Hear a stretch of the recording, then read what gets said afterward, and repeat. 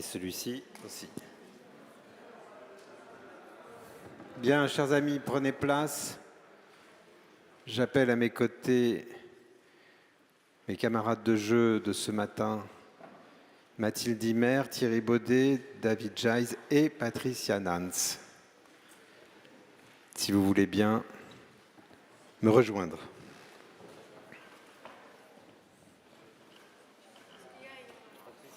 À ma droite.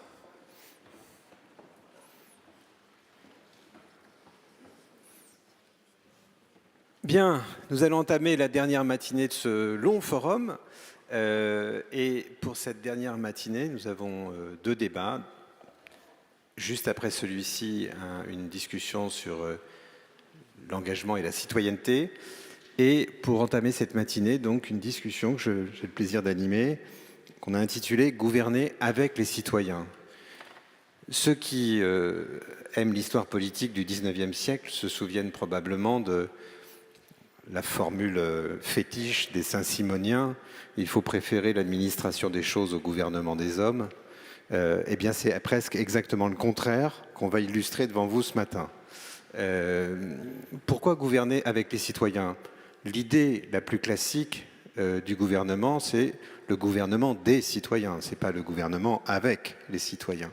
Et néanmoins, les 4 personnes que vous voyez à mes côtés ce matin, je peux me compter parmi elles parce que j'y ai participé aussi, ont à un titre ou un autre l'expérience d'un autre fonctionnement, qui est justement d'associer le plus étroitement possible des citoyens, des citoyennes et des citoyens à l'élaboration d'une décision publique, voire à l'exécution d'une décision publique. Je vous les présente dans un ordre un peu aléatoire. Patricia Nance, à ma droite.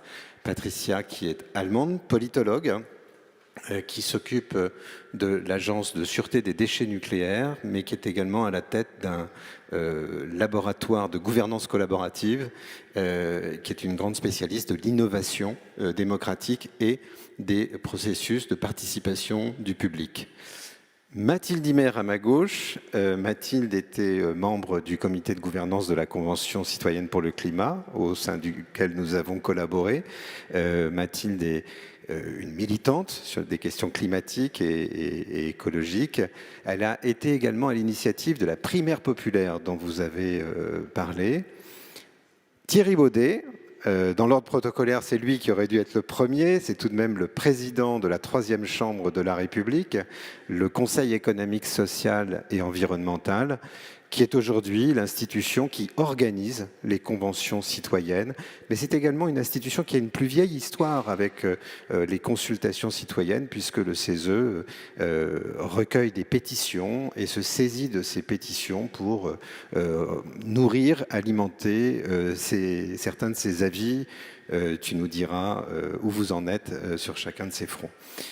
Et puis enfin, David Jais, qui est inspecteur général des finances, qui est également connu comme auteur de nombreux ouvrages et essais. Et David, toi, tu t'es trouvé rapporteur général du Conseil national de la refondation, le CNR, dont on a vu souvent à l'échelle nationale surtout ce qui se passait à Paris, mais en fait, ça a été tout à fait autre chose, le CNR, des CNR thématiques sur la santé, sur l'éducation, en région. Tu as beaucoup circulé en France et tu as essayé, je crois, je le dis sous ton contrôle et tu nous diras si c'est le cas, d'expérimenter des formes d'action publique contractuelle avec les acteurs du territoire. Voilà, alors... On va reprendre dans l'ordre protocolaire. Cette fois-ci, c'est à Thierry Baudet que je donne la parole. Je vous propose un premier tour de parole sur ce que vous avez fait, les uns et les autres, dans ce domaine d'une gouvernance plus associative avec les citoyens. Thierry. Merci, merci Thierry. Bonjour à toutes et à tous. En quelques mots, le CESE, Conseil économique, social et environnemental, c'est une assemblée consultative de rang constitutionnel. On y retrouve les grandes organisations de la société française, les partenaires sociaux, les grandes associations, les grandes ONG.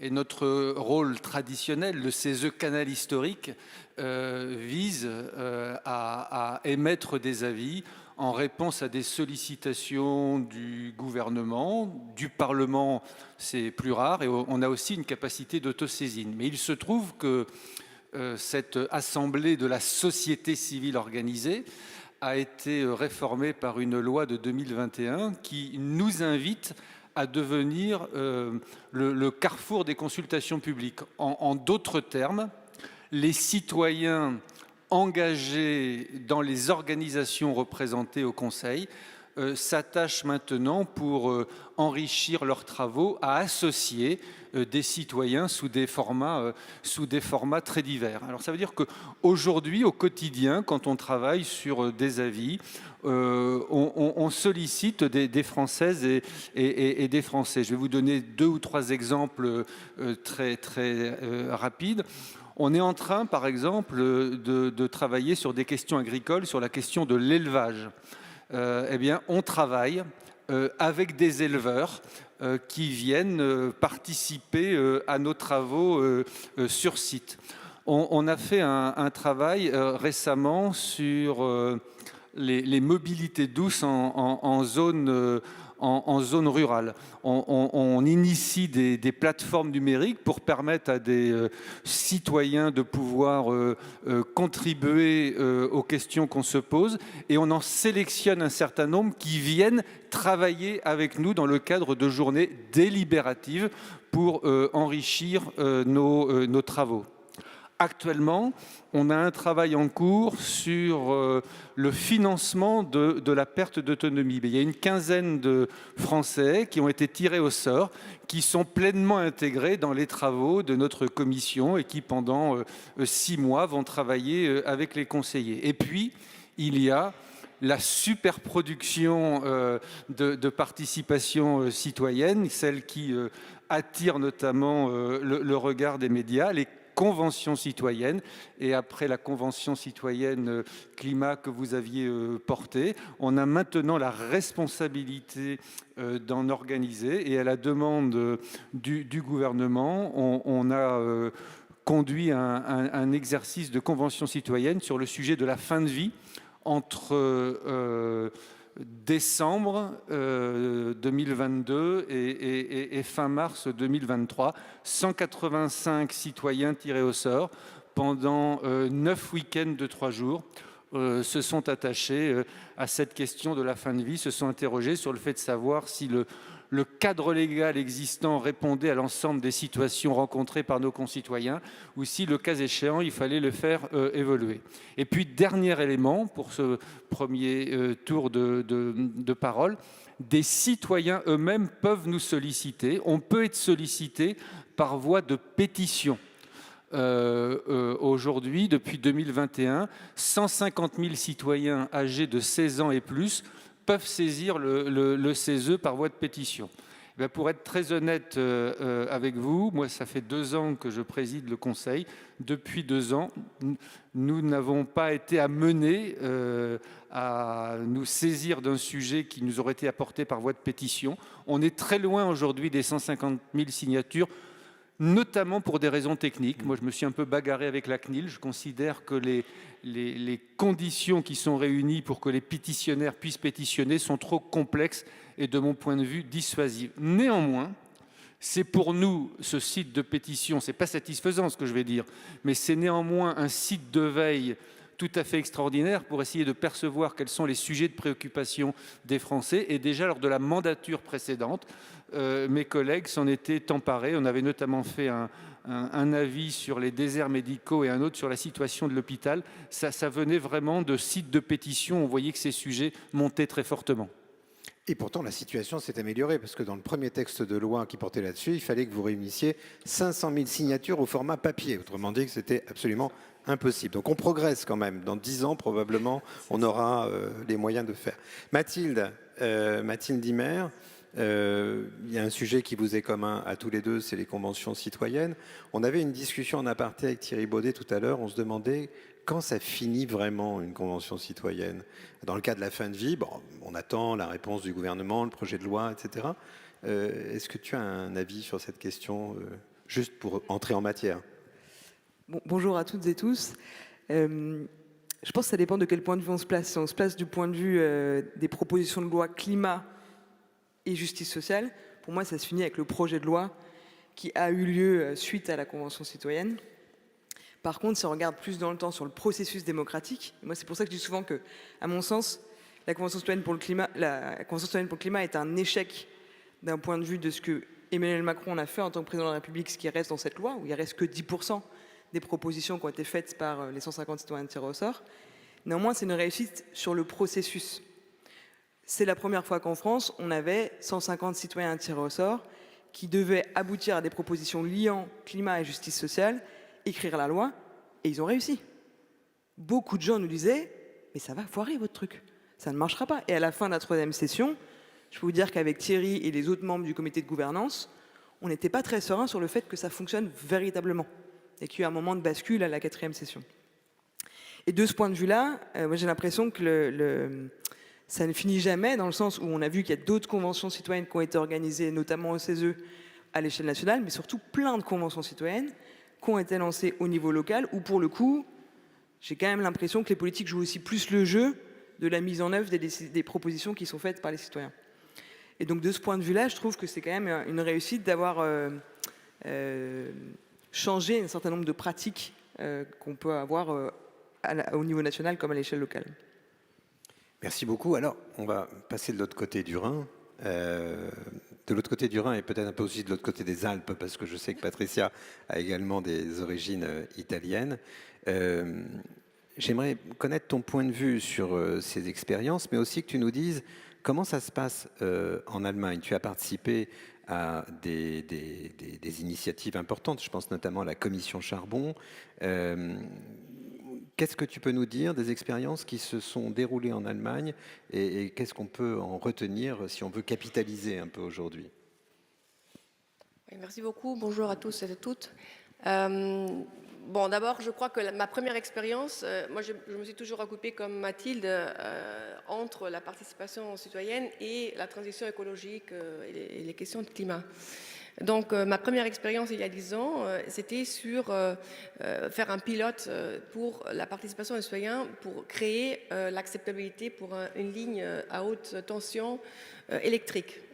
Il y avait énormément de résistance par la population et donc on a désigné une manière pour à la fin décider de mettre cette ligne à gauche ou à droite du village.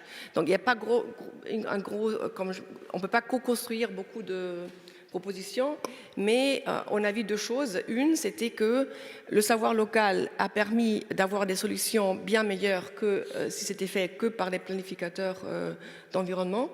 Et deux, et c'est ça le processus dont Mathilde avait parlé, que le processus était tellement riche que par exemple un agriculteur qui, avec cette solution A, qui était meilleure pour tout le monde, a perdu beaucoup de valeur de sa propriété, de ses champs. Et il disait, pour mon intérêt personnel, version B, ce serait beaucoup mieux, mais je comprends que pour tout le monde, A est mieux et donc j'accepte. Donc il y a quand même beaucoup de choses qui se font entre-temps dans ce processus. Pour passer, maintenant je m'occupe à l'échelle, disons, fédérale, comme tu as dit Thierry avant, du stockage final de déchets nucléaires, que par loi doit passer par la participation citoyenne. Et là, je constate beaucoup de résistance de la part de l'administration publique. C'est pour ça que j'ai ce laboratoire que je peux expliquer plus tard. Donc, tu m'as demandé sur la commission du charbon. Bon, c'était une commission complètement classique, représentative, dans le sens qu'il y avait toutes les organisations, les syndicats, les partis, les lenders, etc. Donc, une grande commission de 50 personnes, pas facilitée d'une manière comme la Convention citoyenne, bien sûr, c'est classique, quelqu'un se lève, parle, et puis on fait des compromis.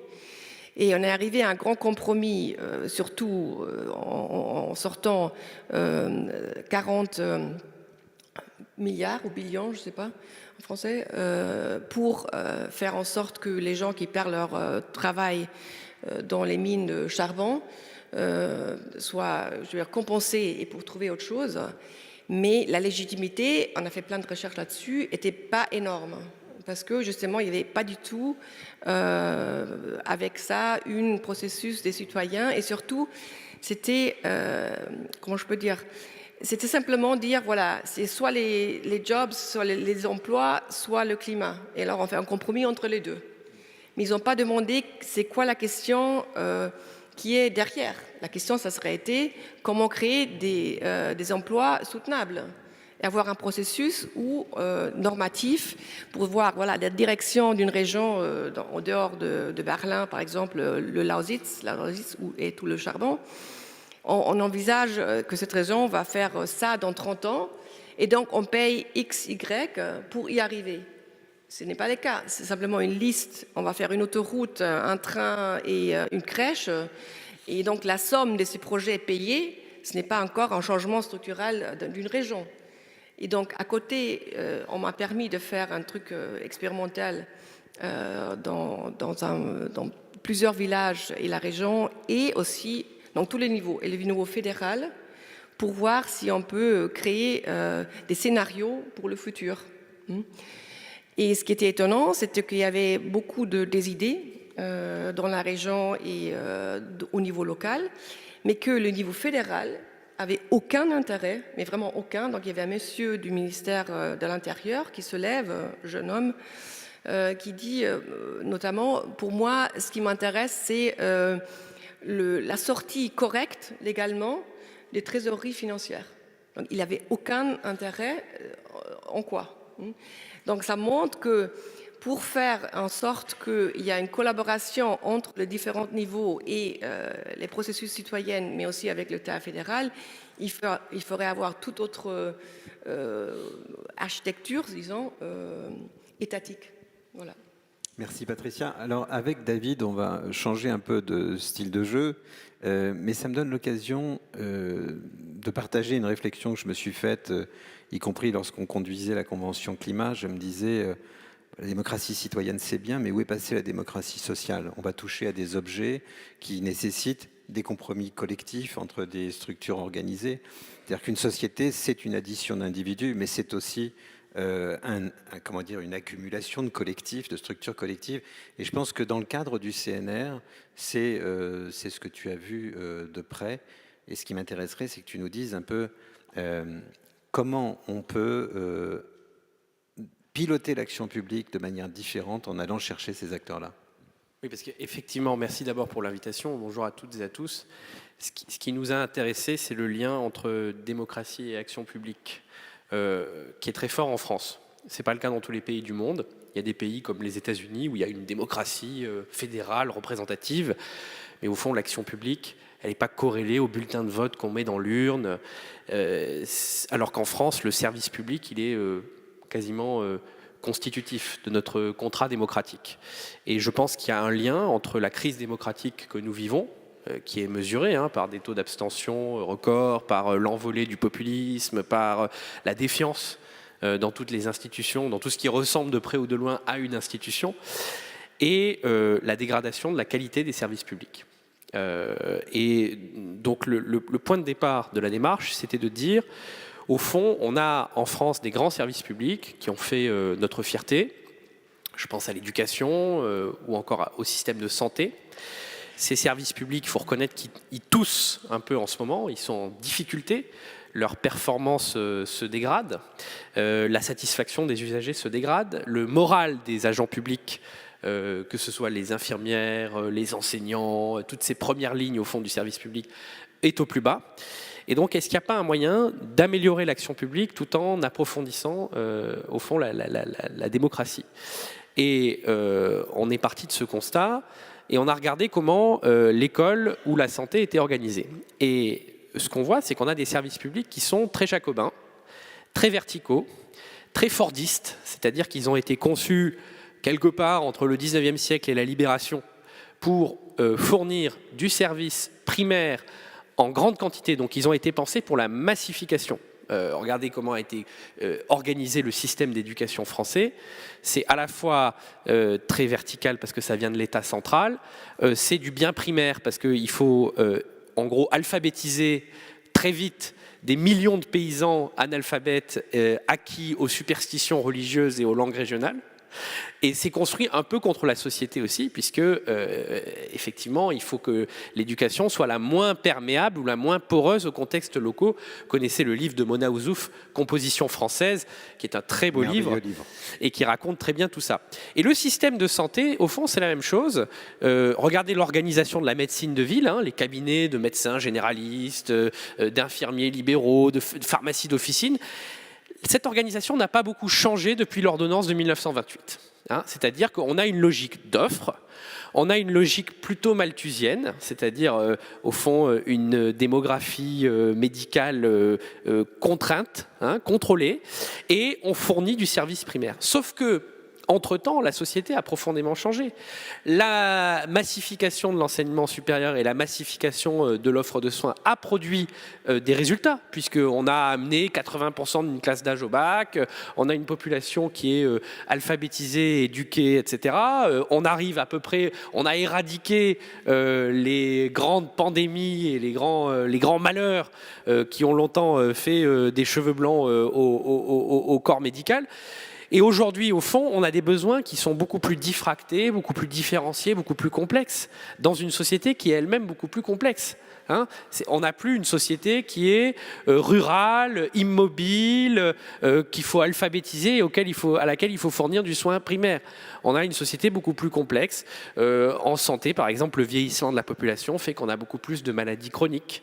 On est beaucoup plus sensible aux maladies qui sont liées à l'environnement, à ce qu'on appelle la santé-environnement.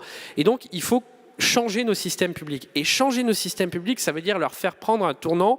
Moi, j'appelle ça la désystématisation, c'est-à-dire dire on va donner au niveau le plus granulaire possible la main aux acteurs, aussi bien les agents publics que les usagers, que toutes les parties prenantes, pour à la fois construire un diagnostic sur ce qui marche et ce qui ne marche pas dans leur service public, et ensuite on va leur donner toutes les ressources de différenciation, d'adaptation, de dérogation, d'expérimentation qui vont leur permettre de répondre aux défis ou aux problèmes qu'ils ont identifiés.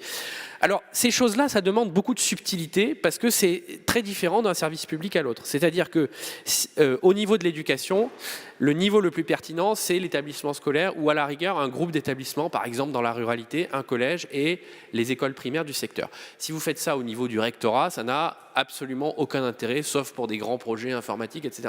Mais pour comprendre ce qui se passe dans un établissement, qui est quand même un lieu où il y a des flux d'apprentissage, il se passe des milliers de choses chaque jour, il faut être capable de réunir les enseignants, les parents, les élèves, les élus, tous ceux qui participent à la vie de l'établissement.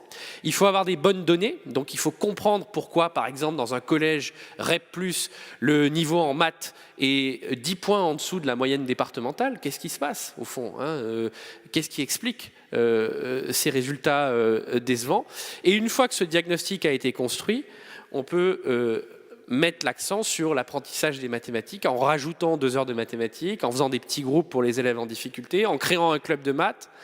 Et ça, c'est une révolution copernicienne, au fond, dans l'éducation nationale, parce qu'on a cette culture où tous les programmes doivent être absolument uniformes, c'est le même nombre d'heures, enfin tout le monde doit être logé à la même enseigne. Et on pense qu'en faisant cette égalité de moyens, on va avoir une égalité de résultats. Et en fait, c'est exactement l'inverse qu'on produit. On fabrique de l'inégalité en quantité industrielle. Sur la santé, juste sur l'éducation, oui. Combien d'établissements ont répondu à l'appel? Alors, on a envoyé un courrier aux directeurs d'école et aux chefs d'établissement directement, des intermédiaires, en disant est-ce que vous voulez rentrer dans la démarche? Ce n'est pas un appel à projet, donc il n'y a pas 10 tonnes de formulaires à remplir. C'est simplement, on lève la main, on est dedans. Mais ensuite, c'est un chemin de transformation. 19 000 établissements aujourd'hui, et écoles et établissements secondaires, sur 60 000, ça fait un tiers, on dit OK pour rentrer dans la démarche. 10 000, c'est considérable. 10 000 ont déposé un projet, donc ça veut dire qu'ils ont passé des heures, parce que quand on dit déposer un projet, parfois il y a des critiques de la démarche qui disent « Ah, c'est des petits projets d'école ». Mais non, c'est des heures de travail entre enseignants, en dehors de la classe, ce qui n'est pas forcément un réflexe et ce n'est pas forcément pensé parce qu'on ne considère jamais le travail que les enseignants font hors classe. Là, on le reconnaît, on le rémunère par ailleurs parce que tout travail mérite salaire. Et ensuite, une fois que le diagnostic est construit, on construit un projet pédagogique qui va aller au maximum de la différenciation. Et la posture qu'on demande au service de l'État, rectorat, inspecteurs, etc., c'est d'être des accompagnateurs, des facilitateurs, des ingénieurs de projet et plus des contrôleurs. Donc c'est un changement complet de posture. Mais juste ce que je voulais te dire, c'est que sur la santé, ça n'a aucun intérêt de dire on va faire ça juste à l'échelle de l'hôpital. Parce qu'au fond, en santé, ce qui compte, c'est le territoire de santé. Il faut pouvoir faire du soin non programmé, du soin programmé, il faut pouvoir s'occuper des malades chroniques, dont on ne sait pas très bien s'occuper en France, et il faut pouvoir, encore pire, s'occuper de la prévention. En France, on est quand même au niveau zéro, à peu près zéro de la prévention. Et donc, si on fait juste ce travail à l'échelle d'un hôpital, on va pouvoir éventuellement améliorer l'organisation de certains services, etc. Mais on ne va pas résoudre le problème.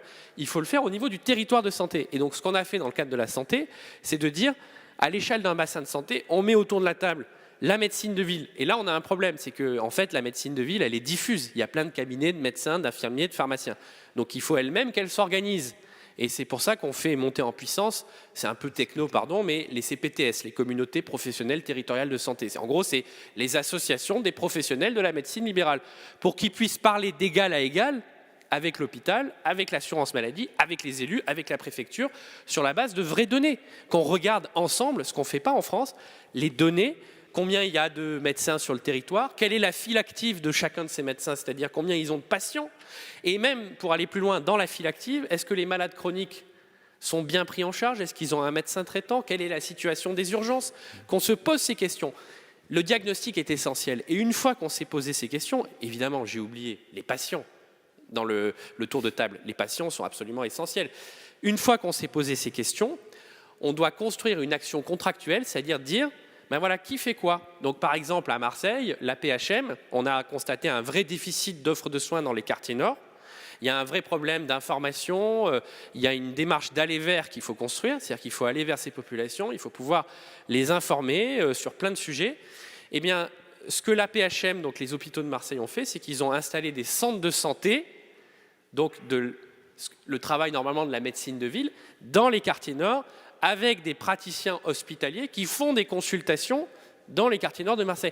Dans d'autres territoires, à l'inverse, c'est plutôt la médecine de ville qui va prendre sa part de responsabilité. Ce que je veux dire, c'est qu'il faut pouvoir affiner à l'échelle de chaque territoire et contractualiser entre les différents acteurs. Bien, merci beaucoup. Alors, vous avez vu, on a différentes figures de se gouverner avec des citoyens, gouverner avec des professionnels, des communautés professionnelles, des acteurs territoriaux. Et je crois que ça vous offre un tableau relativement fidèle de la diversité des entreprises en la matière. Maintenant, je voudrais vous poser une question à tous les quatre, chacun son tour. Quand vous faites le bilan de ce que vous avez fait, ce à quoi vous avez participé, en quelques mots, qu'est-ce qui marche pas et pourquoi? Voilà. Au jour d'aujourd'hui, si on se parle les yeux dans les yeux, de quoi on peut dire ça c'est un acquis, on peut capitaliser, c'est bien, on a avancé, on a progressé. En revanche, on rencontre telle et telle difficulté et comment on va s'organiser. Thierry Baudet. Écoute, si je repars de la convention citoyenne fin de vie qu'on a organisée. Donc Claire Toury, présidente du comité de gouvernance, est ici, vous l'écouterez tout à l'heure. Moi, ce qui fonctionne, d'abord, le fait que nos concitoyens soient de plus en plus nombreux à ne pas se déplacer les dimanches d'élection ne signifie pas pour autant que la plupart d'entre eux se désintéressent des sujets qui les concernent. Il y a au contraire une envie de participation très très forte sur les sujets qui nous concernent, enfin qui les concernent.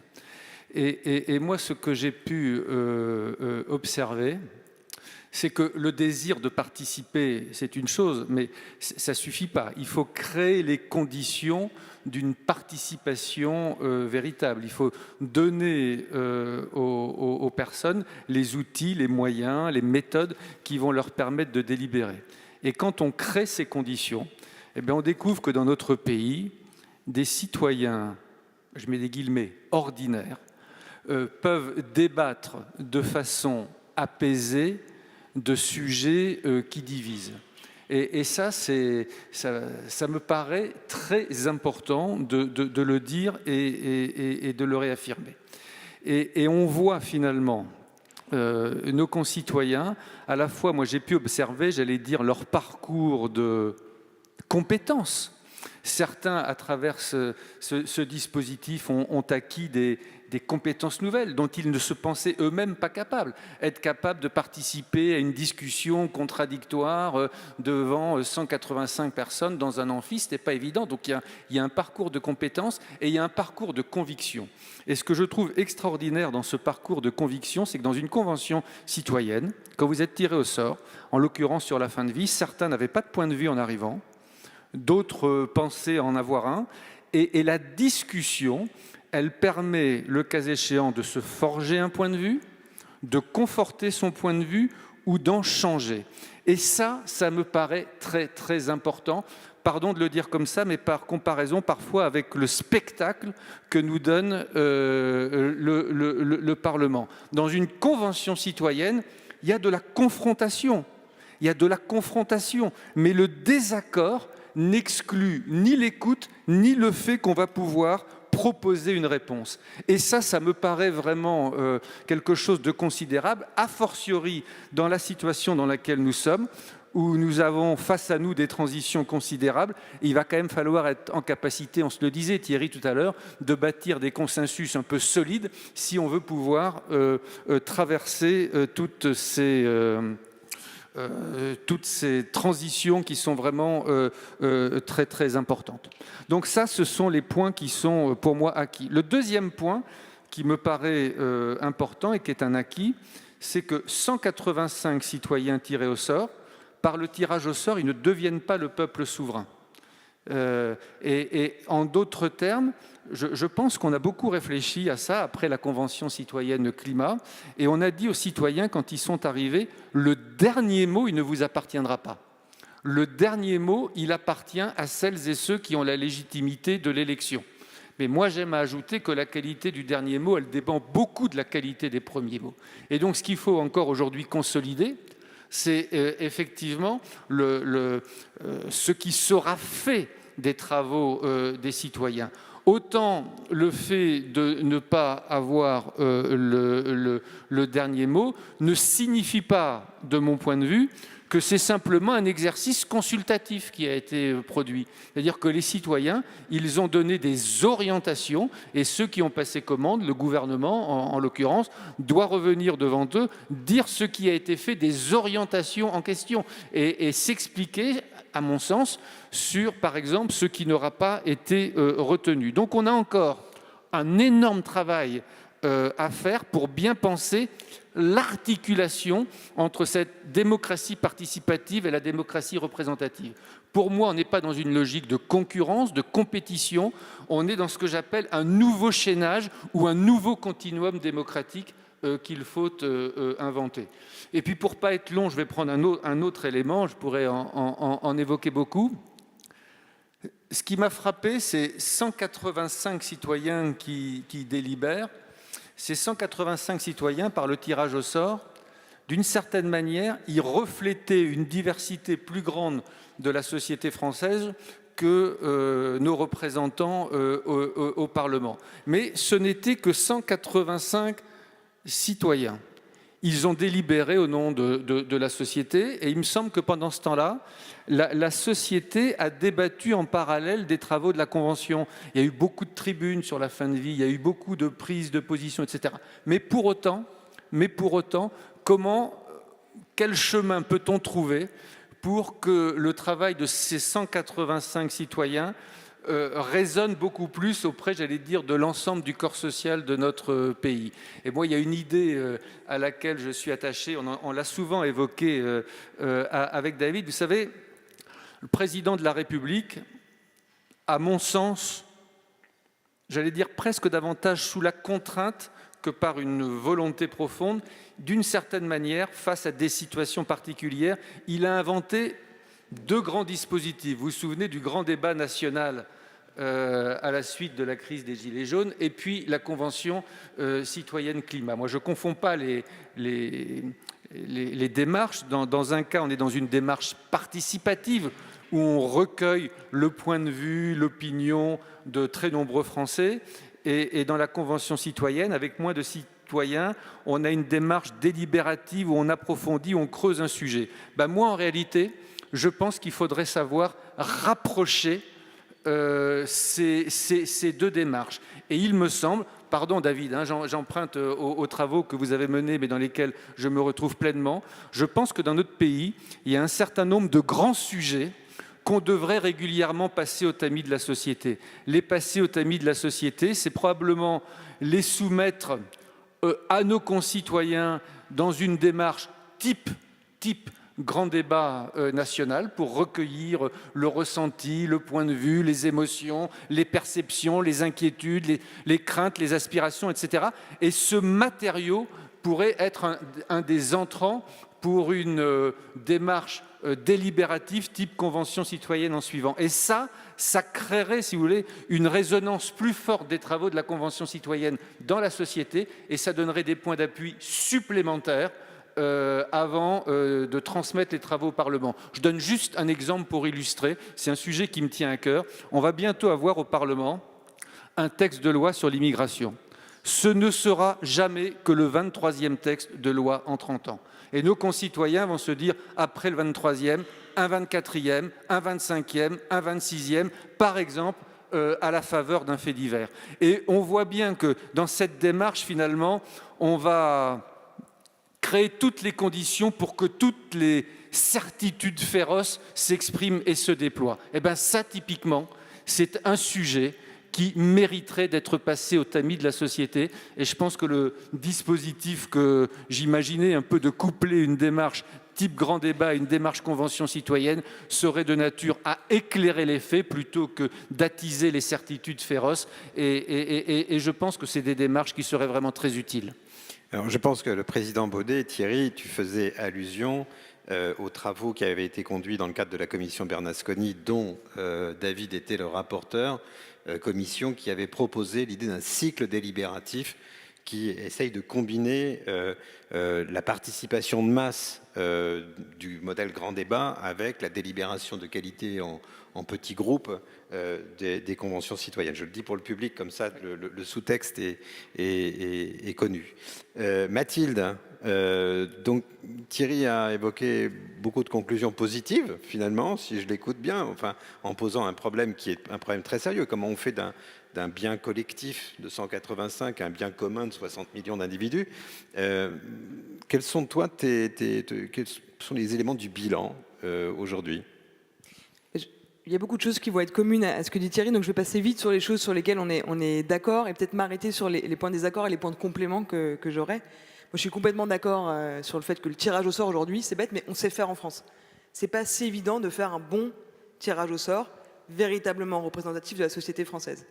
Donc c'est important de le dire, et le tirage au sort est très important parce que c'est ce qui permet d'avoir une diversité de population, et il y a de plus en plus d'études qui montrent que plus une assemblée est diverse, plus elle est en capacité de faire des choix qui sont efficaces et qui sont des bons choix. Si je caricature, vaut mieux une assemblée de gens complètement différents qu'une assemblée d'énarques. Elle prendra des meilleures décisions. Plus la littérature avance, plus on voit que c'est une réalité. La deuxième chose, c'est que le tirage au sort permet davantage de se concentrer sur les questions de long terme. Quand vous êtes élu, et ce n'est pas pour taper sur les élus, de manière assez naturelle, vous avez souvent envie d'être réélu. Et comme les mandats sont assez courts, 5 ans, 6 ans, 7 ans, vous devez présenter un bilan sur des temps assez courts.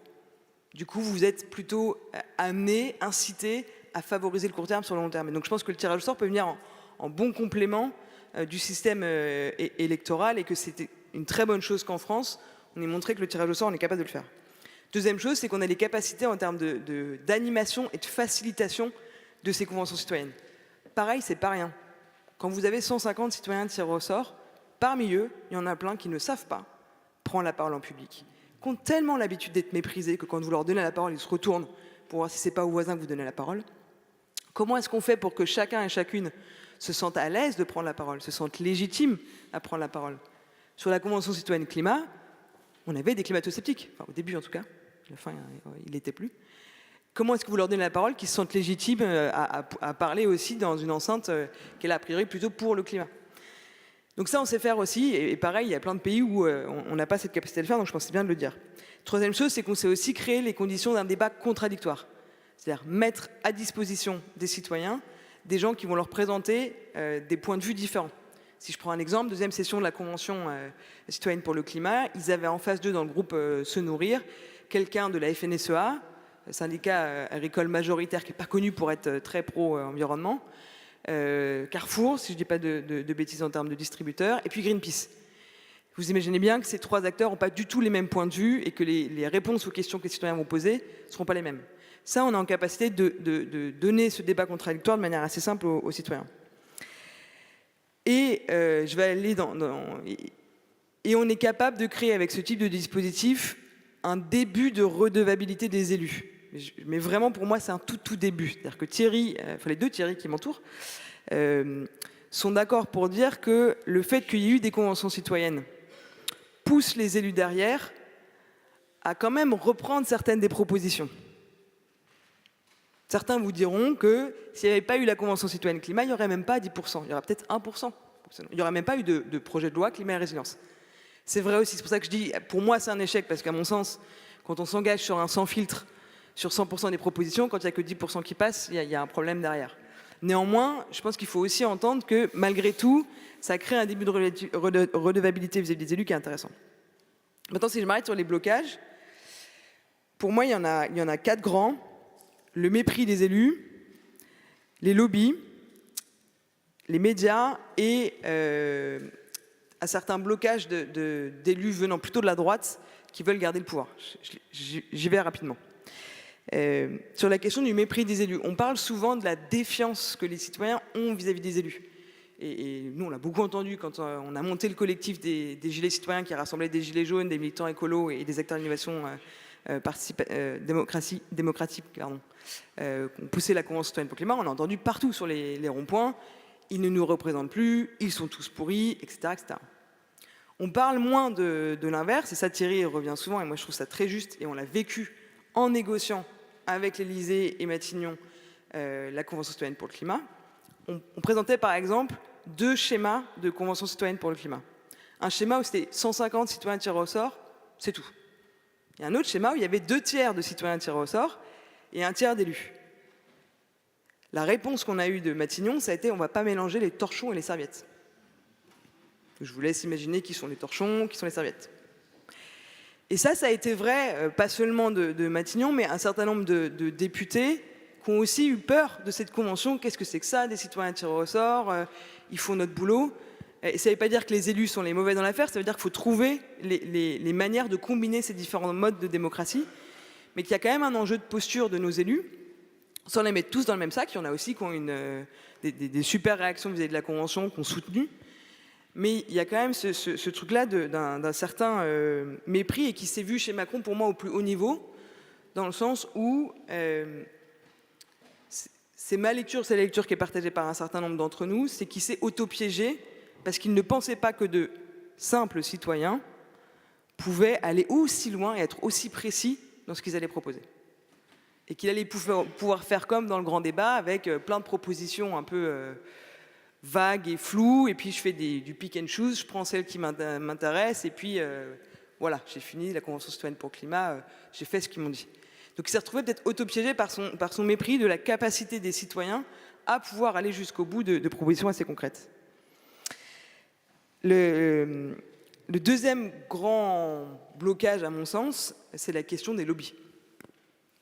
Après la Convention en elle-même, se sont tenues des réunions où étaient invités un certain nombre de lobbies, quelques associations et 1 ou 2 citoyens tirés au sort par réunion, où on refaisait la Convention dans la pénombre totale, enfin, plus de médias, et avec un déséquilibre assez fort, dans le sens où les acteurs économiques et les lobbies avaient les documents 2 semaines avant, étaient prévenus en amont, étaient beaucoup plus nombreux. Les ONG étaient prévenus la veille ou l'avant-veille, avaient parfois les documents, parfois non. Et les citoyens tirés au sort se retrouvaient à 1 ou 2 face à une vingtaine, trentaine d'acteurs à devoir défendre leurs propositions. Et donc ce détricotage en règle des propositions de la Convention par des lobbies qui demandent des rendez-vous aux ministres, qui les obtiennent, et qui les obtiennent dans des conditions qui font que forcément le jeu est pipé, ben ça pour moi c'est un énorme problème, qui n'est pas un problème d'ailleurs que pour les propositions de la Convention, qui est un problème pour l'ensemble de notre démocratie aujourd'hui.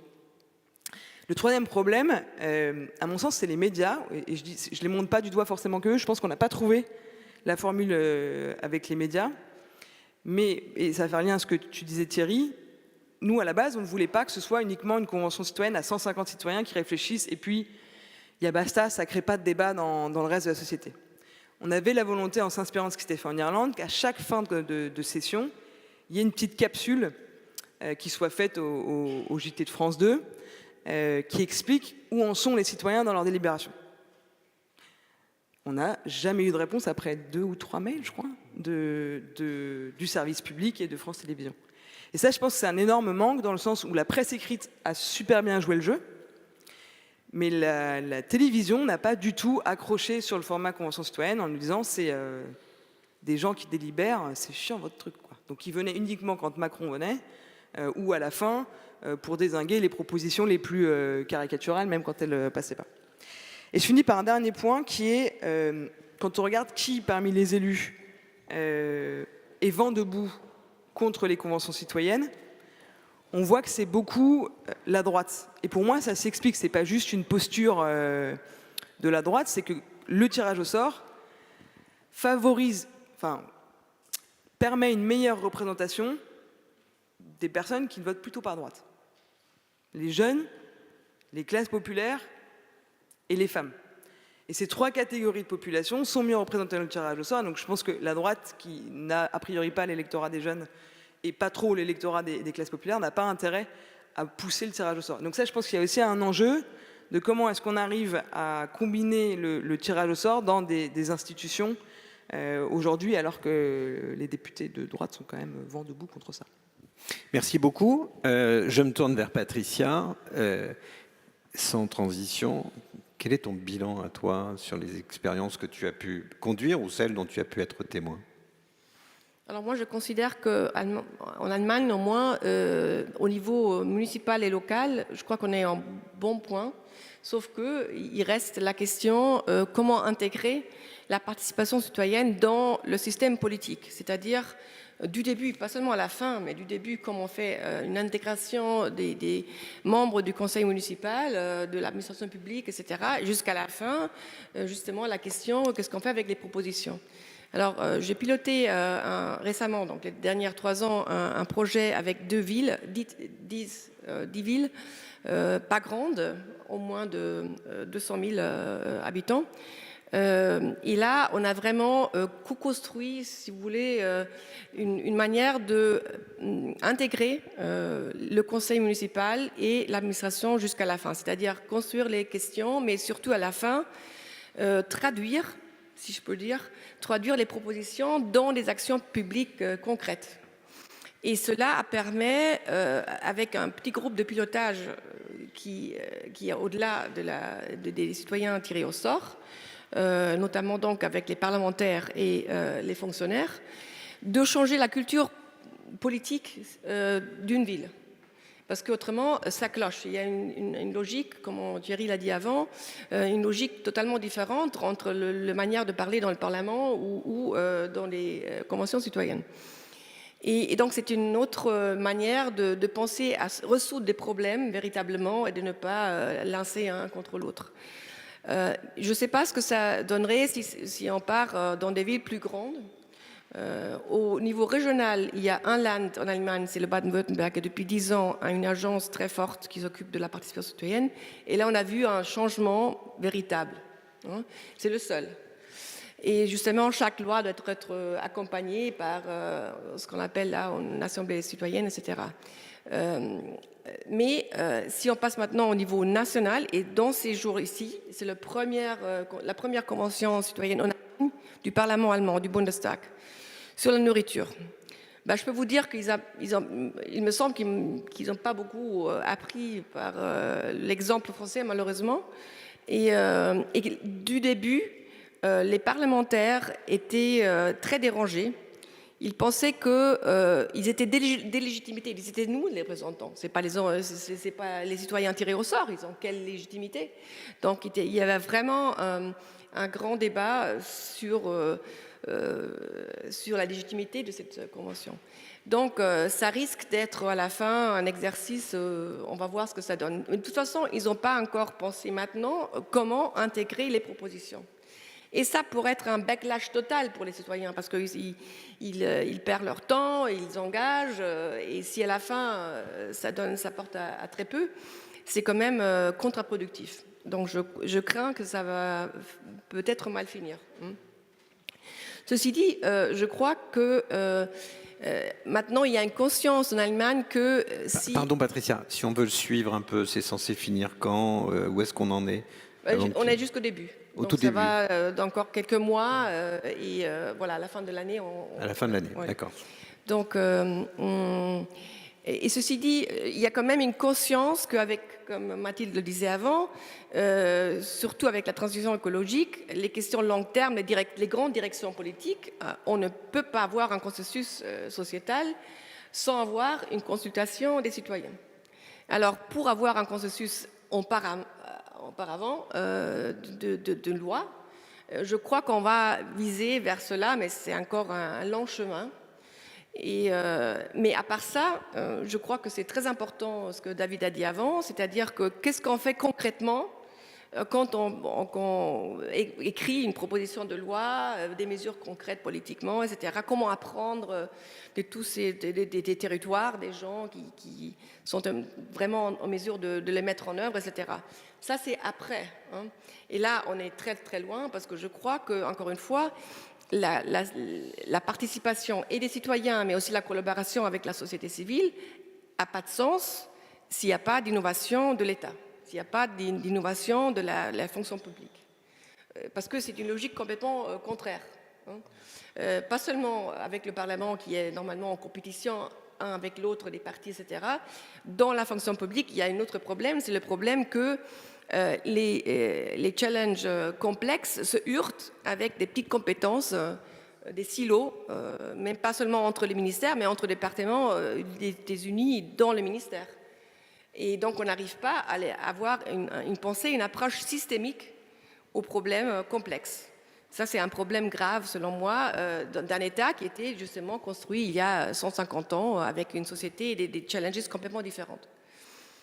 Et donc, je crois qu'il faut absolument penser à repenser le gouvernement. Autrement, on ne peut pas résoudre les problèmes.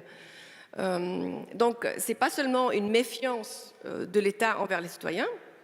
Je crois qu'il y a derrière une peur de perte de contrôle.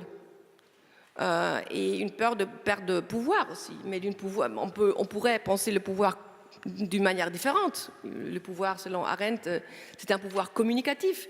C'est totalement différent que le pouvoir conçu top-down. Et ça, c'est quand même une posture très difficile à changer. Donc, il faudrait vraiment former complètement différemment les fonctionnaires, mais aussi les politiciens. Et on est très loin de là, mais je crois qu'il faut absolument envisager cela. C'est très intéressant à vous écouter. On voit qu'il y a deux points de résistance, et c'est normal. Le lien politique entre représentants et représentés, mais aussi les structures administratives de l'État et des services publics. David, en quelques mots, ton bilan à toi. Je disais hier à Thierry justement que plus je m'intéresse à la démocratie dite participative, plus j'en vois les problèmes et plus j'en suis critique et moins j'en vois les solutions. C'est un peu provocateur, mais je vais essayer d'expliquer pourquoi. La première des choses, c'est que quand on fait une promesse là et qu'on délivre là, c'est létal. C'est-à-dire qu'il ne faut jamais, pardon pour l'anglicisme, over-promise et under-deliver. Il faut vraiment être capable de donner un mandat très clair et de dire ce qu'on sait faire, ce qu'on ne sait pas faire, ce qu'on en attend et ce qu'il ne faut pas en attendre. Parce que si on dit c'est sans filtre, vous allez réinventer le monde, vous substituer à tous les pouvoirs publics, etc., et puis qu'à l'arrivée, il n'y a rien du tout, ça accroît la défiance. Donc il faut arrêter de penser que ces dispositifs vont être la panacée, la béquille, la solution magique à tous les problèmes de la démocratie représentative et à tous les problèmes de la crise démocratique. Ça, c'est une première erreur. Il faut faire très attention. Donc moi, je plaide pour effectivement une insertion prudente.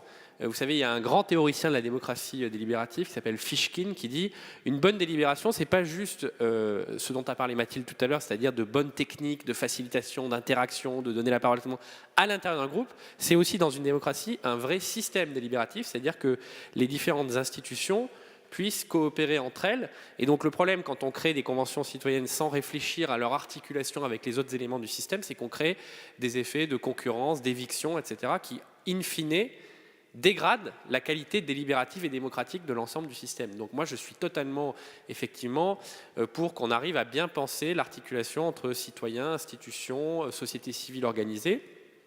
Et je pense que ça a une vertu au niveau national, c'est que ça permet effectivement de purger et de travailler des questions qui, sinon, notamment dans la société informationnelle qui est la nôtre, ne sont que des usines à clash. L'avortement en Irlande, la fin de vie, l'immigration, pourquoi pas les retraites, toutes ces questions en fait qui sont des usines à clash si on les jette dans la pâture du débat public tel qu'il existe aujourd'hui, si elles sont vraiment travaillées intelligemment avec des citoyens, avec ce que tu décrivais tout à l'heure, ça donne en général des résultats beaucoup plus nuancés, beaucoup plus appropriés, beaucoup plus légitimes, beaucoup plus qualitatifs. Ça, c'est la première des choses. Donc attention à ce qu'on fait, parce que c'est comme quand on dit on renforce les effectifs, la visibilité de la sécurité, en fait on renforce parfois le sentiment d'insécurité. Quand on voit trop de policiers patrouiller, parfois on a un sentiment d'insécurité. Et bien à force de créer des dispositifs participatifs qui n'honorent pas leurs promesses, on crée plus de défiance que de confiance, alors même que c'est pensé quand même pour renforcer la démocratie et la confiance. La deuxième chose, c'est que je pense qu'il y a parfois un problème sur ce qu'on attend des citoyens. Et là, on navigue entre deux écueils qui, pour moi, sont tout aussi problématiques l'un que l'autre. Il y a l'écueil plafond, qui, pour moi, est le citoyen doit se substituer à l'élu, au législateur, comme dépositaire de l'intérêt général. Donc on attend de lui une espèce de délibération abstraite, où il prend en compte toutes les dimensions de l'intérêt général, etc. Cette vision très universaliste du citoyen abstrait. Moi, je trouve que c'est intéressant, au contraire, de mettre les citoyens comme usagers, comme consommateurs, comme habitants, comme femmes, comme hommes, comme enfants, comme élèves, comme patients du système de santé, c'est-à-dire à partir de leur expérience concrète. Mais en même temps, il ne faut pas non plus tomber dans l'écueil plancher, qui est l'exact inverse, qui est de dire, en fait, on ne vous attend que comme personne en situation qui va parler uniquement, par exemple une femme, mère de famille monoparentale, qui va parler que de son expérience et ça va s'arrêter là. Non, il faut trouver le juste milieu où justement on part de l'habité, on part de la situation concrète, mais on construit dans un processus dialectique, itératif, avec des gens qui n'ont pas les mêmes points de vue, les mêmes situations, petit à petit un chemin d'intérêt général. Et ça, c'est un peu abstrait la façon dont je le formule, mais c'est très important, parce que si on attend que de l'abstraction, on va avoir du simili élu, et donc ça n'a pas un intérêt dingue. Et si on attend que de la mise en situation, bah, ça va être chacun va exprimer au fond, chacun va avoir midi à sa porte, et ça n'a pas non plus un intérêt dingue. Donc il faut arriver à trouver un juste milieu. Ça, c'est pour le niveau national. Et ensuite, au niveau local, moi, ce que je crois extrêmement important, c'est justement que les gens puissent agir et pas simplement parler. D'ailleurs, soit dit en passant, tous ces dispositifs sont quand même des dispositifs, qui sont souvent conçus par des Bac+5 pour des Bac+5. Il y a un très bon livre du politiste Laurent Jean-Pierre sur les Gilets jaunes qui dit « Les Gilets jaunes, c'est une crise de la représentation, mais ce n'est pas juste une crise de la représentation au sens où on conteste l'idée qu'on va élire des gens qui sont censés être meilleurs. C'est une crise de la représentation au sens même du discours, c'est-à-dire de l'idée qu'on puisse tenir des discours abstraits sur des réalités concrètes. Et vous voyez, tous ces dispositifs délibératifs, ils sont quand même pétris de cette idée que la meilleure façon de prendre une décision publique, d'agir, etc., c'est de tenir des discours abstraits sur des réalités concrètes. Or, moi, je suis convaincu qu'il y a d'autres façons de se mettre en situation d'action. Et c'est celle, justement, du patient du système de santé, c'est celle du parent d'élève ou c'est celle de l'élève. Nous sommes des acteurs ou des usagers du service public, nous sommes des consommateurs, nous sommes des habitants. Parlons, par exemple, de la transition écologique. On a fait des ateliers sur le climat et la biodiversité. Vous voyez, on s'est fixé un super objectif qui s'appelle zéro artificialisation nette. Moi, je suis pour, on a trop bétonné, on a trop artificialisé. Mais ensuite, le diable est dans les détails. Quand vous allez dans le Gers, où il y a 110 000 logements, sur les 110 000 logements, 90 000 maisons individuelles. Ces 90 000 maisons individuelles, l'âge moyen des gens qui habitent dedans, c'est 67 ans. Et donc il y a le zéro artificialisation nette, donc on ne va plus construire. Et il faut rénover ces maisons. Et à côté, il y a la métropole de Toulouse, où il y a plein de jeunes actifs qui veulent habiter dans le Gers, parce que c'est quand même plus agréable d'habiter à la campagne que dans des métropoles saturées, bondées, polluées, etc.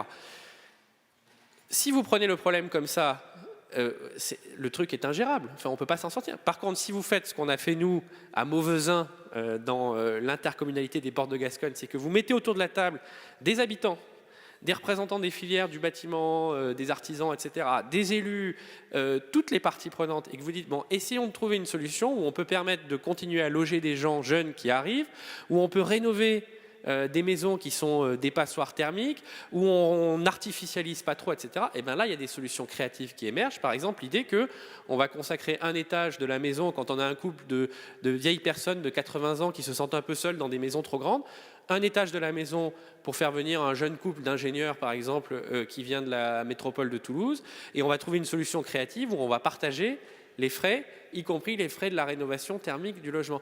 Et réussir la transition, c'est se mettre en situation justement d'agir comme ça. Parce qu'aujourd'hui dans le débat, on a des grands principes très abstraits sur zéro artificialisation nette ou sur typiquement la rénovation thermique des logements. Mais en fait, derrière, il y a des situations extrêmement concrètes. Et là, je trouve que ce qu'on appelle la participation citoyenne, j'aime de moins en moins ce terme, mais moi j'aime bien l'idée de plutôt mettre en action, de mise à contribution des gens. La participation, voilà. Et bien là, ça a un impact, ça a un effet très concret. Donc il faut passer du discours aux actes. Et il y a beaucoup de gens qui s'y retrouveront beaucoup plus parce que quand on les somme de s'exprimer et de tenir des discours abstraits, ils ne sont pas à l'aise.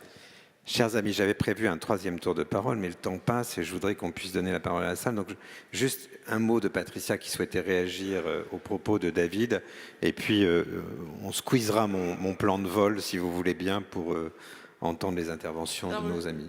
Patricia. Je ne suis pas tout à fait d'accord avec toi, David, dans le sens que je crois qu'il y a quand même différents buts de participation et on ne peut pas comparer un avec l'autre.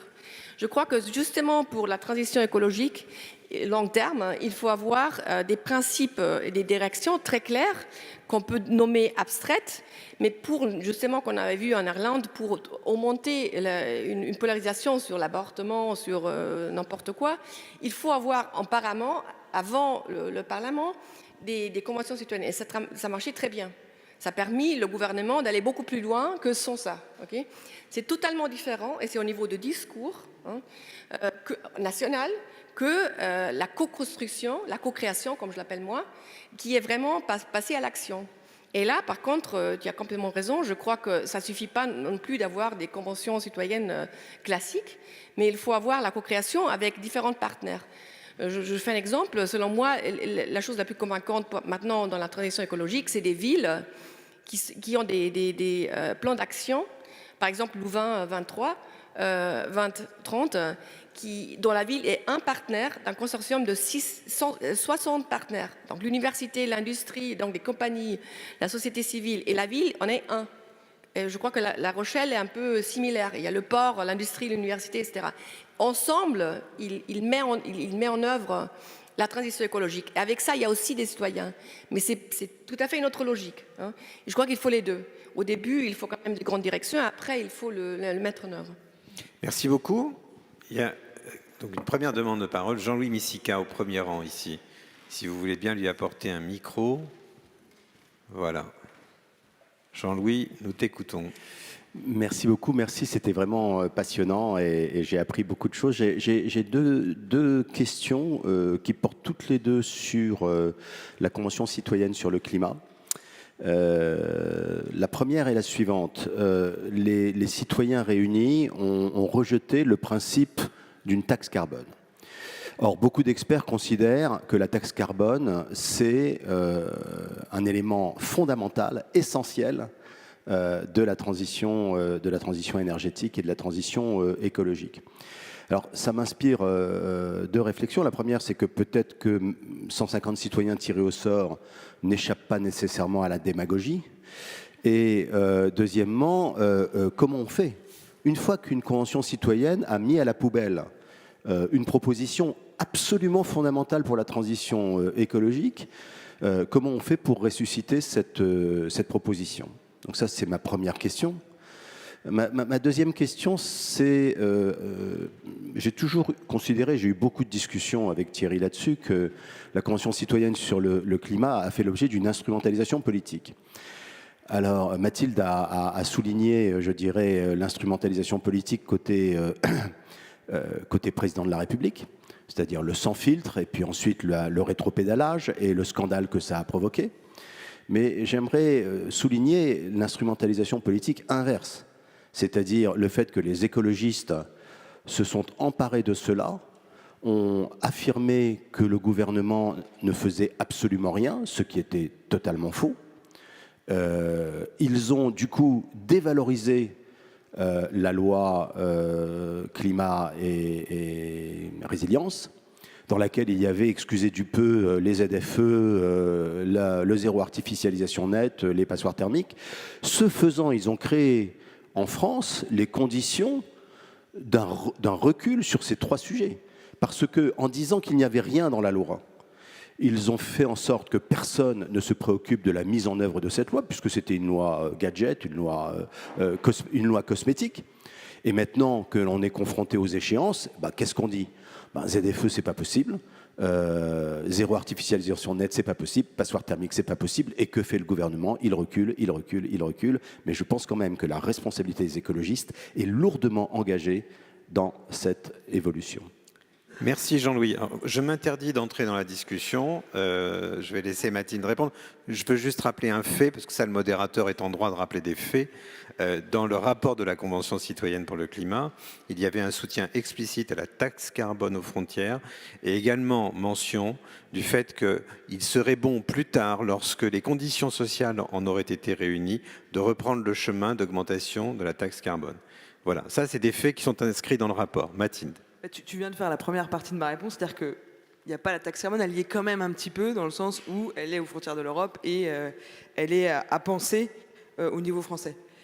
Peut-être pour expliquer aussi pourquoi il y a une part de démagogie dans ce qu'ont fait les 150, je ne sais pas si le résultat aurait été le même si n'avait pas plané le doute en eux qu'ils avaient été réunis pour faire passer la pilule aux Français qu'ils allaient avoir la taxe carbone. Dans les premiers discours, je pense notamment d'Édouard Philippe, il y avait un peu ce doute-là qui était quelle est leur mission. Et je pense que le doute qui a pu exister a fait qu'ils ont été encore plus sur la défensive. On a eu une ou 2 séances un peu sportives avec eux où ils nous demandaient mais qui vous êtes ? Est-ce que vous êtes à la solde du gouvernement ? Est-ce que vous êtes là pour nous faire passer la taxe carbone ? Donc on ne peut pas réécrire l'histoire, mais j'ai toujours moi ce doute-là.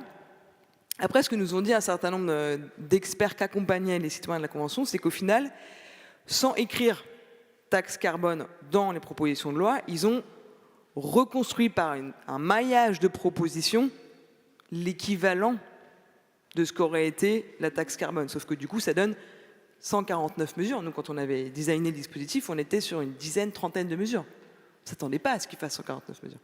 Et donc le maillage de ces mesures-là, finalement, va dans la granularité de chacune des thématiques, redonner ce qu'aurait été l'aboutissement d'une taxe carbone qu'aura tenu en une proposition.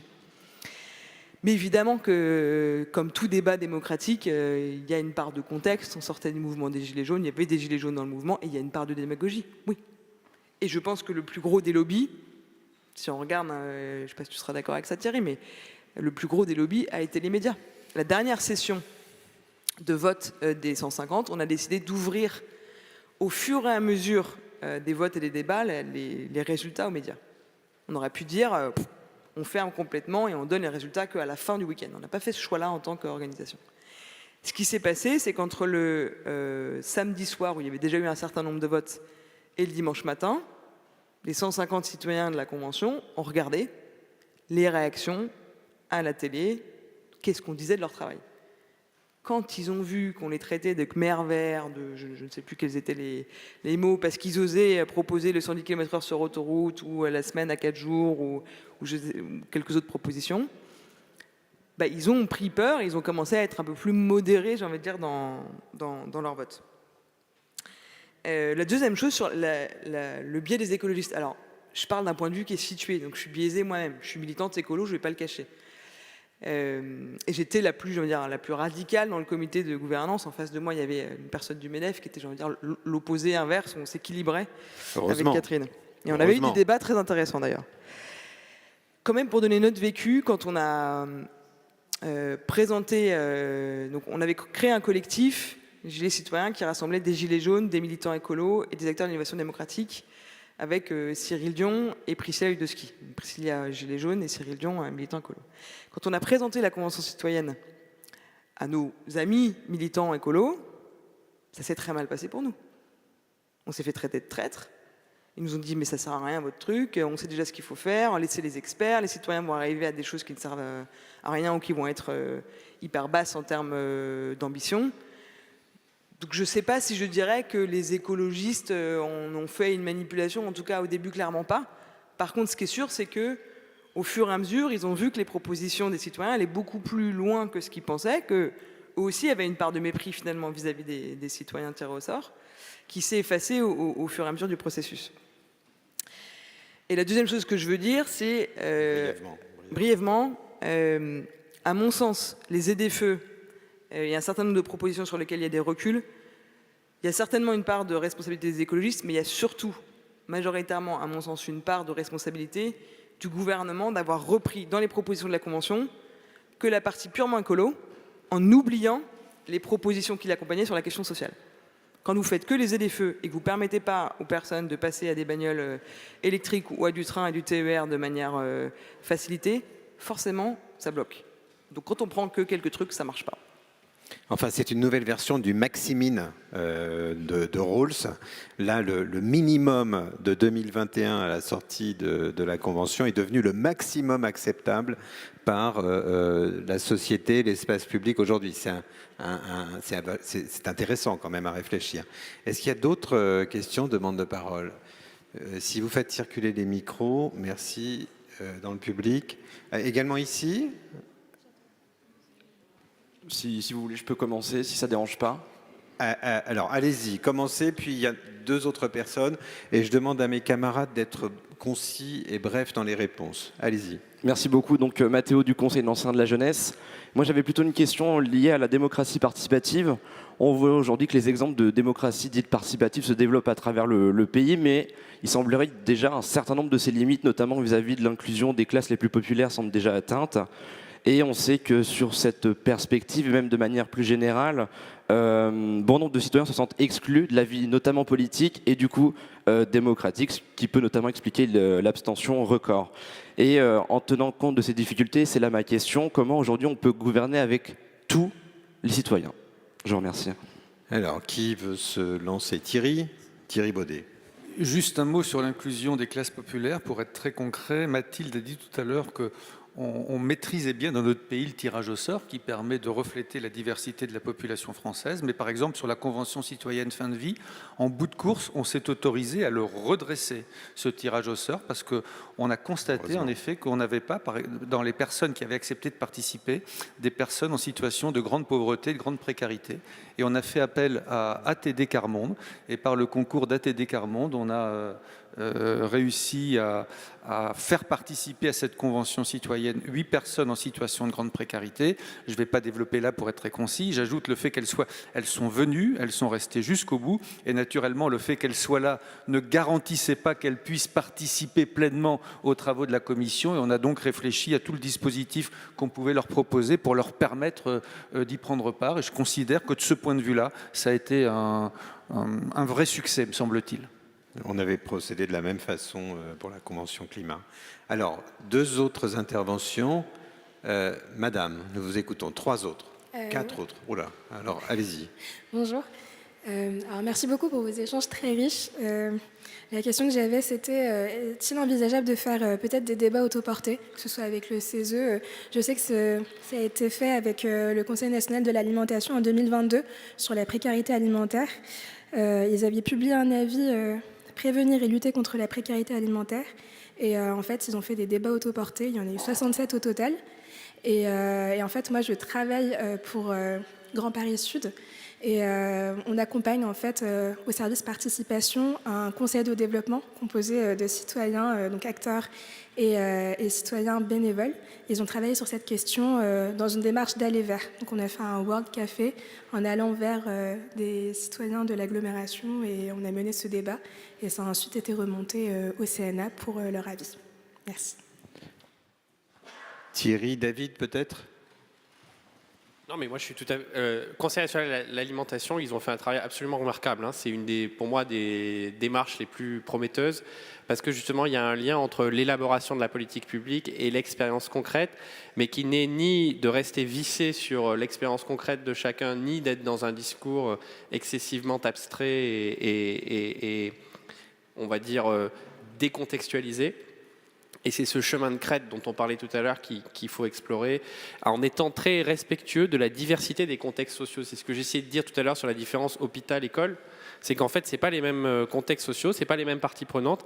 Et donc, il faut faire aussi du sur-mesure. Il y a un bras rouge qui s'est élevé, voilà. Je vois que les bras d'où je suis, je m'en excuse. Madame. Bonjour, je voulais juste vous dire qu'à Bordeaux, on est en train de tester exactement ce que vous nous avez proposé, ce que vous avez proposé tout à l'heure sur on organise un grand dialogue citoyen dans lequel on a fait une première effervescence, où on a mis en débat le sujet et on a travaillé pour que cette effervescence puisse aboutir au mandat de la Convention. Ce n'est pas du tout facile pour autant, parce qu'il y a tellement de choses qui ont été produites lors de l'effervescence que la rédaction du mandat a été un exercice excessivement compliqué. Mais c'est quand même hyper intéressant et on pourra partager avec vous les résultats de ça si vous le souhaitez. Vous pouvez nous expliquer d'un mot ce que vous appelez effervescence? Ah oui, pardon. Pour moi, c'est oui, le mode de décomposition d'un cachet dans un verre d'eau. Mais... Oui, mais c'est ça. On a lancé un grand dialogue sur la question des freins à la lutte contre le changement climatique à Bordeaux. Et ce qu'on a proposé à nos concitoyens, c'est d'avoir 6 mois sur lesquels justement on mettait en débat ces sujets. Donc en faisant des allées verts, en organisant des temps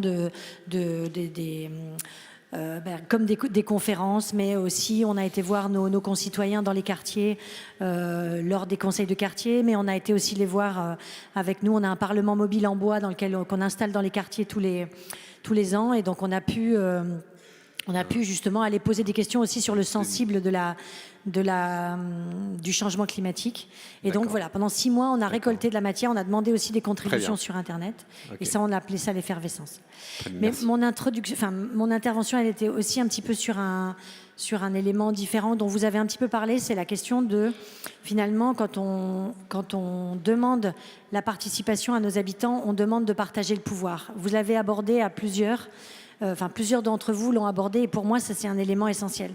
C'est-à-dire se dire finalement qu'on partageait le pouvoir, ça veut dire que les élus sont obligés de réfléchir autrement, ça veut dire que les administrations sont obligées de réfléchir autrement, et ça c'est un travail de longue haleine, et surtout c'est un travail qui demande finalement à ce qu'on repense en interne aussi nos gouvernances. Comment accepter que la gouvernance soit une gouvernance partagée avec nos concitoyens si à l'intérieur de l'administration on est hyper vertical? Et ça c'est contradictoire, et c'est pareil pour les élus. Merci beaucoup. Je pense que ça fait pas mal écho à ce qu'a dit Patricia. David souhaite dire un mot, et Patricia, si tu veux réagir. Je veux dire un mot sur un truc super important, parce que tout à l'heure Mathilde disait ZFE, ZAN, etc., en partie à cause du gouvernement. Moi j'ai une vision un peu différente, c'est qu'en fait on se fixe des objectifs très ambitieux, et on a raison, de zéro artificialisation, de ZFE, mais sans penser en fait la mise en œuvre concrète et l'association des gens à la mise en œuvre. Et ZFE, c'est très variable, les situations sont très variables d'une agglomération à l'autre. Et je vais vous donner un exemple de très mauvaise utilisation de la démocratie consultative. C'est ce qu'a fait le Sénat. Je ne sais pas si vous avez suivi ce qu'a fait le Sénat. La Commission du développement durable du Sénat a dit « Tiens, on va faire une consultation sur les ZFE », donc avec un questionnaire qui a été, auquel 53 000 personnes ont répondu. Alors, il faut voir les questions. Est-ce que vous êtes prêt à acheter une nouvelle voiture à 40 000 € pour rentrer dans les normes? Donc, évidemment, 96% des gens ont dit « La ZFE, c'est catastrophique, il faut sortir de ça ». Ça, c'est de l'instrumentalisation de la participation citoyenne.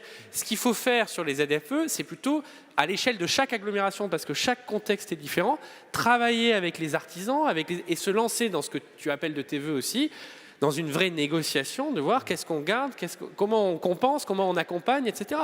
Sinon, David, évidemment, on va dans le mur. Tu m'avais promis un mot. Patricia. Je crois que vous avez absolument raison, c'est exactement ça le problème, c'est de repenser le pouvoir et de repenser aussi le gouvernement. Et donc la question c'est d'où vient le changement? Parce que s'il y avait une véritable peur de contrôle et peur de pouvoir dans le sens traditionnel, la question c'est est-ce que c'est seulement une question de volonté politique qui manque ou c'est plus?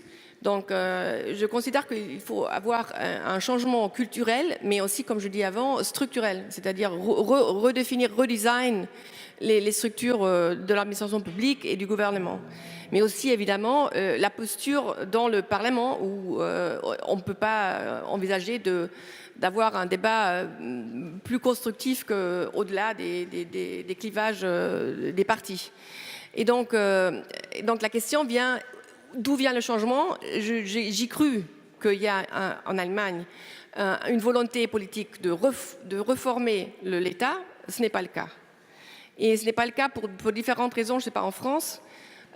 Et donc la question, c'est d'où vient le changement. Et maintenant, je crois plus fortement que jamais qu'il doit y avoir une alliance, des alliés forts de la société civile et d'autres acteurs aussi économiques, etc., qui peuvent aussi envisager de faire eux-mêmes des processus participatifs, co-créatifs avec différents acteurs qui ne dépendent pas de l'État simplement.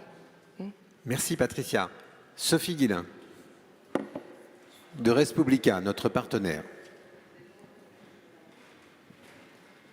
Alors le micro ne fonctionne pas.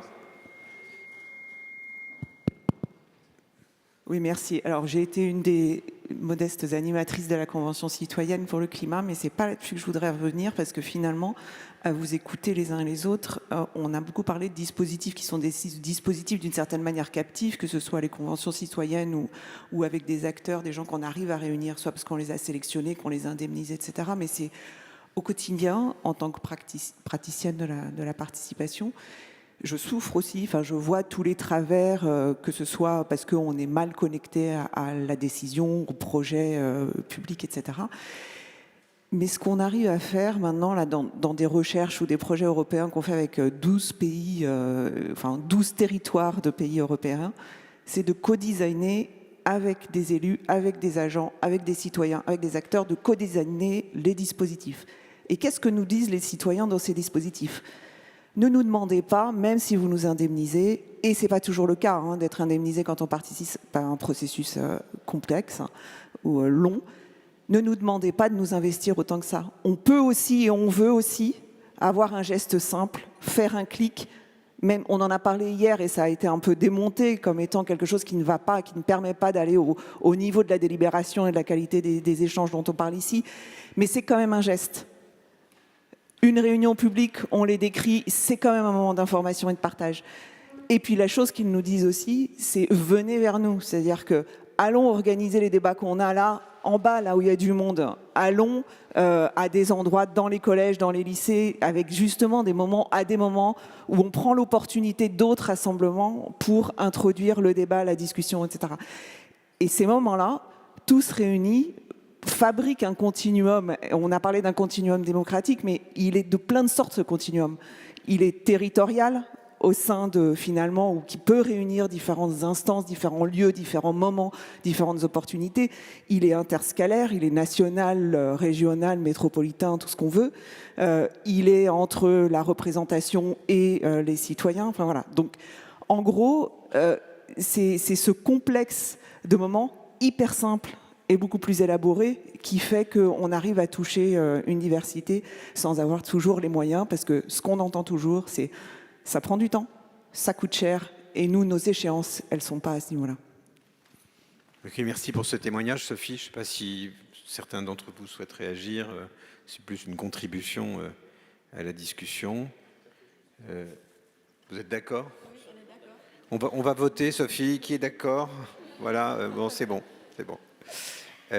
Non, mais je pense que vous avez, vous, professionnels de l'animation de tous ces dispositifs, vous avez comment dire, un capital d'information sur ce qui se passe avec les citoyens et sur comment les citoyens sont changés aussi par ces expériences qui mériteraient d'être, je dirais, formalisés et livrés à la discussion. Est-ce qu'il y a d'autres demandes d'intervention ? On en prend une dernière. Monsieur, nous vous écoutons. Allô ? Allô ? Oui.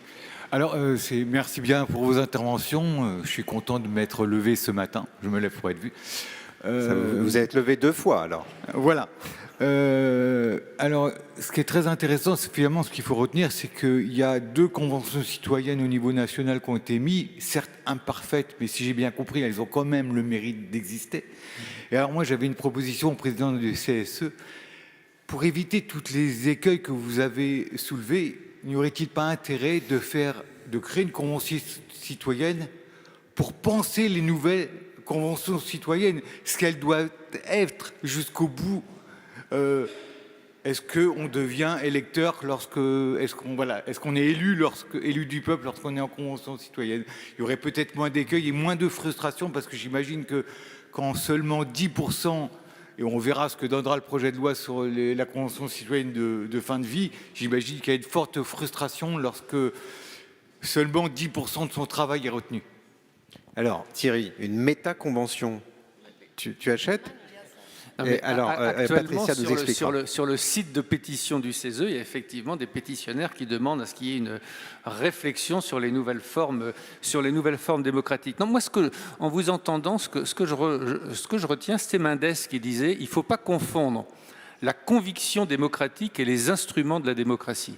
Et moi, je pense qu'aujourd'hui, le désir de démocratie, il est toujours là et qu'il faut réfléchir aux nouveaux instruments de la démocratie qui vont permettre aux citoyens de participer. Et c'est de tout cela dont nous sommes en train de parler. Moi, il y a juste un mot, je voudrais dire, c'est reprendre une de tes premières interventions, Mathilde. On parle souvent de la défiance des Français à l'égard des politiques et des institutions, mais moi, ce qui me frappe, c'est la défiance des institutions et des politiques à l'égard de la société civile et des Français. C'est ça qui est très, très, très marquant. Et Mathilde a dit à droite sur l'échiquier politique. Moi, je pense que c'est plus complexe que ça. Je pense que c'est globalement sur l'ensemble de l'échiquier politique. Et en fait, aujourd'hui, on a des politiques, alors qu'on connaît l'état des partis, mais on a néanmoins des politiques qui considèrent, alors que nous sommes dans une démocratie qu'on voudrait moderne, que le citoyen se résume à l'électeur, se réduit à l'électeur, et qui pensent que la démocratie représentative est toute la démocratie, alors que ce n'est pas le cas. Dans une démocratie moderne, il faut faire de la place à la démocratie sociale, il faut faire de la place à la démocratie environnementale et à la démocratie participative. Et on en est très loin. Je vais juste dire, moi, ce qui me frappe, c'est les émeutes urbaines. En un mot, Monsieur le Président. Oui, mais les émeutes urbaines. Et après les Gilets jaunes, vous avez vu, quand il y a eu les Gilets jaunes, on a pensé que peut-être il fallait écouter nos concitoyens, on a fait le grand débat national. Est-ce que parce que ce sont nos concitoyens des quartiers qu'on considère que ce n'est pas utile de les écouter? Moi, j'ai entendu toutes les formations politiques apporter leurs réponses. Alors, je vais être caricatural, il y en a que je préfère à titre personnel. Il y en a qui disent un jeune, un policier, une prison. Il y en a d'autres qui disent un jeune, un emploi, une rémunération. Mais quelles que soient les interventions des uns et des autres, ils ont tous leurs réponses à apporter. Personne ne pense qu'il est utile d'avoir une phase d'écoute des habitants, de nos concitoyens des quartiers. Ben moi, je me dis qu'on est encore très loin et que le premier changement, c'est un changement culturel qu'il faut vraiment opérer. Merci Thierry.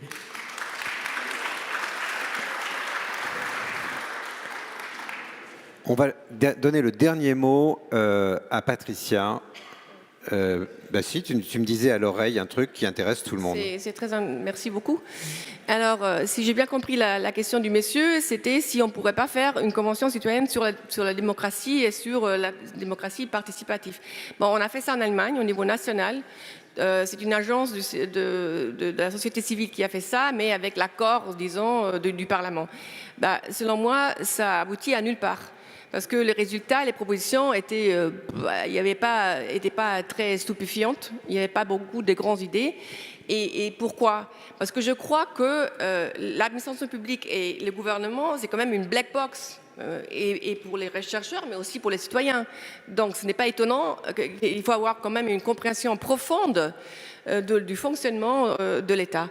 Et je considère que c'est beaucoup plus riche de partir des plein d'expériments que David et d'autres ont vécu, moi-même, en Europe, même à la Commission, pour tenir stock et voir qu'est-ce qui fonctionne, qu'est-ce qui ne fonctionne pas, et de faire l'État d'une manière qu'il apprend constamment comme facilitateur et change au fur et à mesure avec des expériences déjà vécues.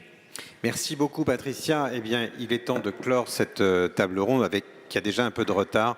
Je veux remercier, attendez pour les applaudir, je veux remercier nos 4 invités parce que vous l'avez peut-être perçu, ils font partie des plus grands innovateurs au présent, là, d'aujourd'hui, là où ils se trouvent, et je suis vraiment très heureux d'avoir pu les réunir. Et maintenant, vous pouvez les applaudir. Merci.